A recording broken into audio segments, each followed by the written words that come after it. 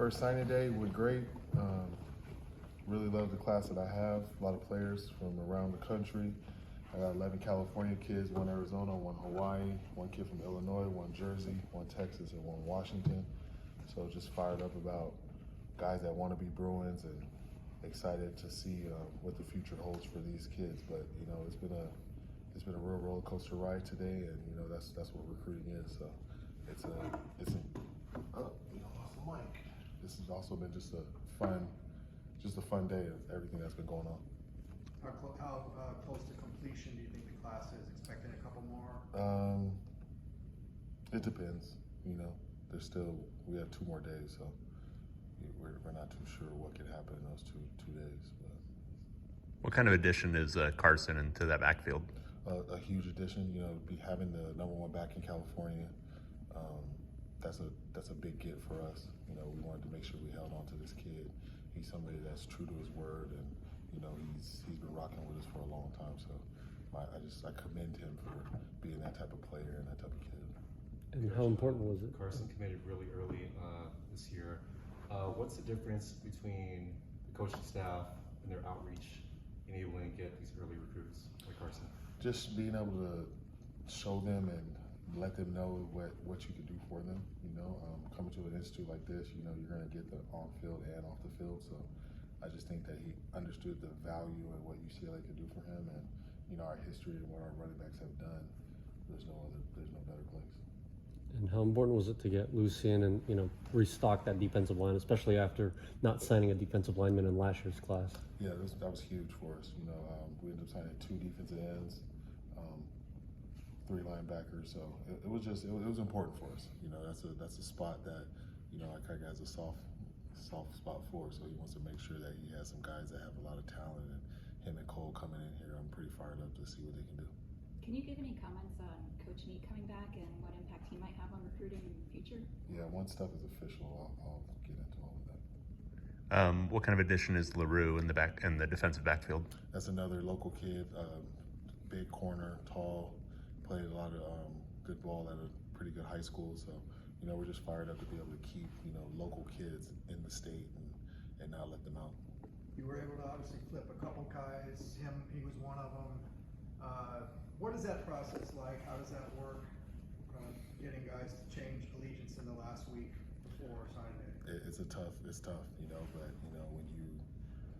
I'm just glad that we had prior conversations. I remember meeting him when he was a sophomore at a football camp at Kowloon, and we've just been building from there. And he finally decided that he wanted to jump in. So it was exciting, to be able to get 2 corners from Centennial. You've talked about wanting to get this recruiting rolling like it was when you played here. Where do you feel like you are in that process? Obviously, you had a late start with this class. You're excited about your next class. Where do you feel like you are in the process of getting recruiting to where you want it? I feel good. Like you guys said, I got a late start on 25 class, but the talent that we got, being able to flip guys, and that's pretty exciting. It's just showing you what we could do once we really get in there.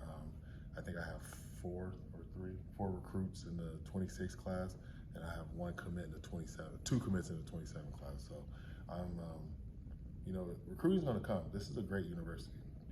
You gotta want to come here. You know what I mean? So we just have to make it visible to guys and just let them know, like, come around here, be around this program, and you'll want to jump in. Obviously, One more. Yeah. You've increased the infrastructure with Butler, Chris Carter, guys like that. How much has that helped, and what's been their biggest impact? You left Stacy out too. And, Sorry. Yeah. They've done a great job. Stacy's constantly recruiting. Same thing with Butler, CC. These are guys that enjoy their jobs, and they take pride in doing that. This is like their Super Bowl today. So, they've been on the phone. They've been working the lines. Getting up to this day, it's been a lot for them. A lot of long nights, but it finally paid off for them. Obviously, the timeline has changed a little bit, so this is like the beginning of the marathon with the transfer portal opening in a couple of days.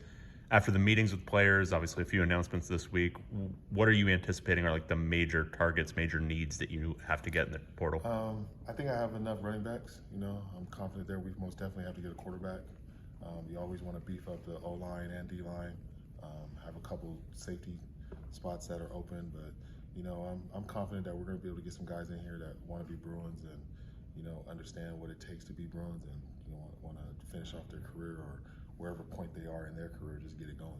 Did you have a chance to talk with Justin before he entered the portal? Yeah, most definitely. Did you have a feeling that he thought maybe he wasn't going to be the guy and that was part of his decision, or what did you think went into that? I can't talk for him, but you guys can reach out to Justin and get an answer. But he did a great job for us here, and he's been here for 3 years, and he was able to graduate. So it shows like how intelligent he is as a kid, and just my hats off to him. And then TJ Harden obviously went in, guy you know very well. Was that hard to see when a guy like that and Logan Loy, who's been around a long time, goes in the portal? Yeah, Logan, it's my guy, and being from Orange County, and we had a big relationship. Just being that I was a returner coach, and he's been a punt returner for me for years. So it was really tough, but I wish guys luck. I'm not a guy that's gonna tell you not to do something, but if that's what you think you need to do, and then good luck, and if we can help you any kind of way, that will help you. You had some success pulling Jay Toia out of the portal in April. Are any of these guys that you're going to continue to try to get back, or is it kind of a clean break at this point? You never know. I'm not going to say yes or no, but it's just I knew that Jay, before he even left, I knew he wanted to stay. I just couldn't tell you guys that. So it was more of we knew kind of where Jay's heart was at, and just the type of player that he is. He believes in us. He believes in Coach Akaika, and we're just fired up that he was able to come back and show everybody that you can be a Bruin for life and go out there and play well. And then, based on your conversations, I'm sure with all the players, are you anticipating any more announcements at this point? I haven't finished all of my exit meetings. You guys took up a little of my time, but I'm just kidding. No, I'm halfway through the team, and there shouldn't be too many more surprises, but. It's the nature of the business right now. You have guys that come and go. This is really pro football right now, and it's free agency, so certain things can happen. Have you learned anything through those exit interviews that maybe opened your eyes a little bit of like, hey, I didn't realize this was an issue. We got to fix that. Not really. They're still kids, so they're not really saying everything that they want to say and everything.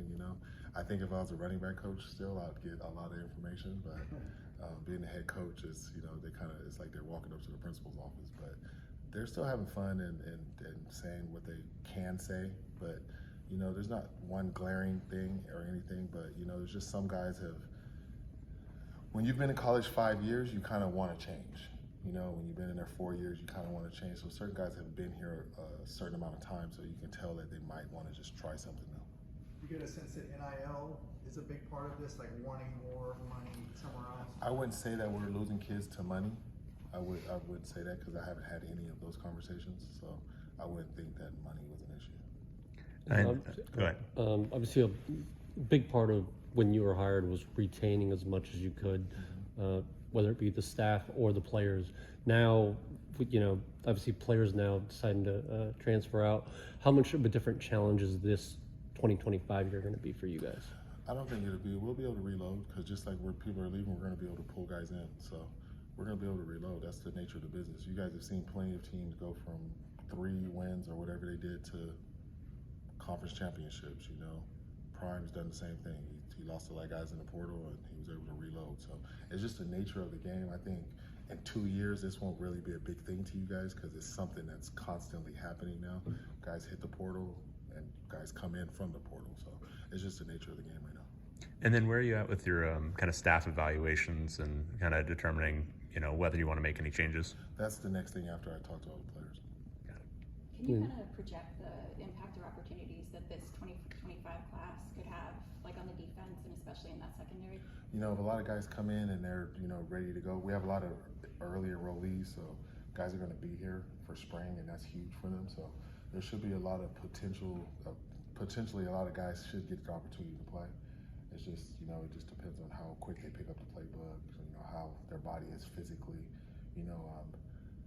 When I was coming out, we didn't play as many games, so it was easier to play as a freshman because you might not hit that freshman wall. But now coming out, you're playing 16 games potentially, and that's a lot of football for guys that are coming back. But, as long as they work hard, and, the sky's the limit for a lot of these guys, we wouldn't be taking them if we think they can come in and contribute and help us early. Can you say which ones are enrolling early? We have Garrison Blank, Cole Cogshell, Carson Cox, Noah Flores, Colton Gamino, Jaden Hudson, Tyler Parlow, Weston Port, Dylan Sims, Scott Taylor, Juju Walls, and LaRue Zumano. So, some coaches have said we need X amount of dollars in NIL.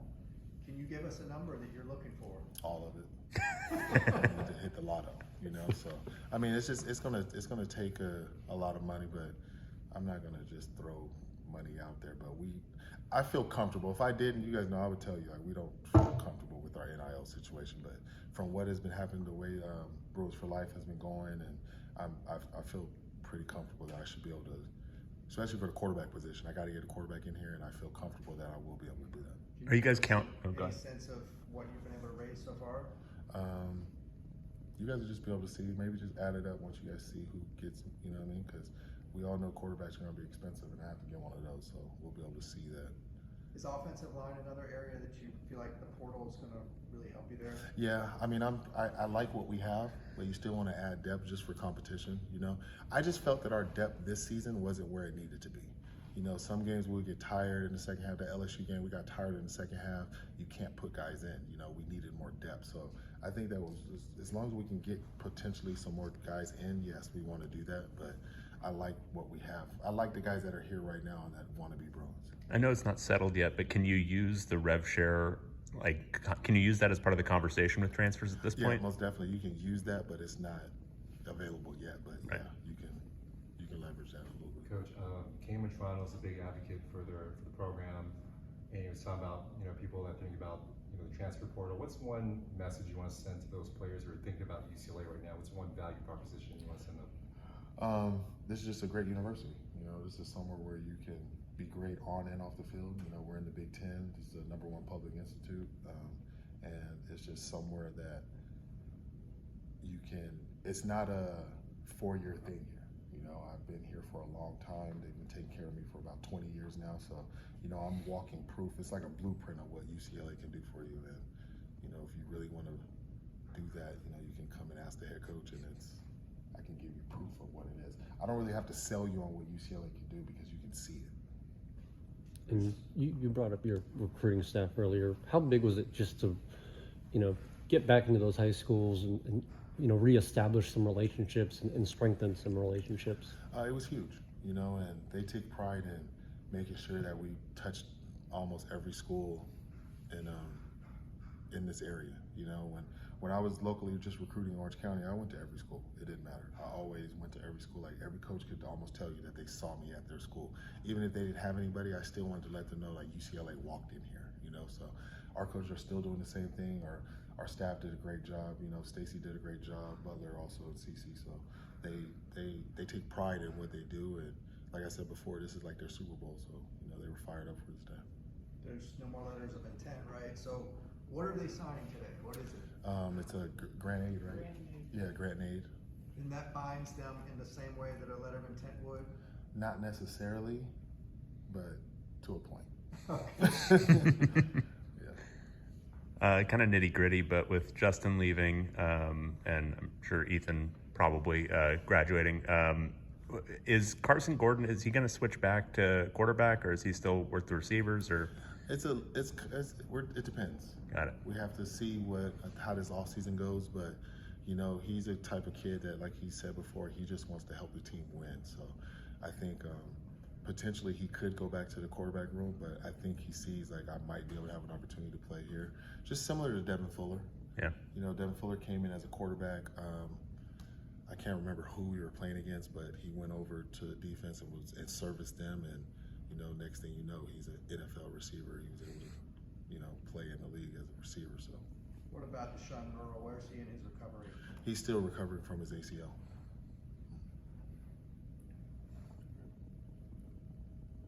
All right. Thank you. All right, appreciate Thank you. Thank you.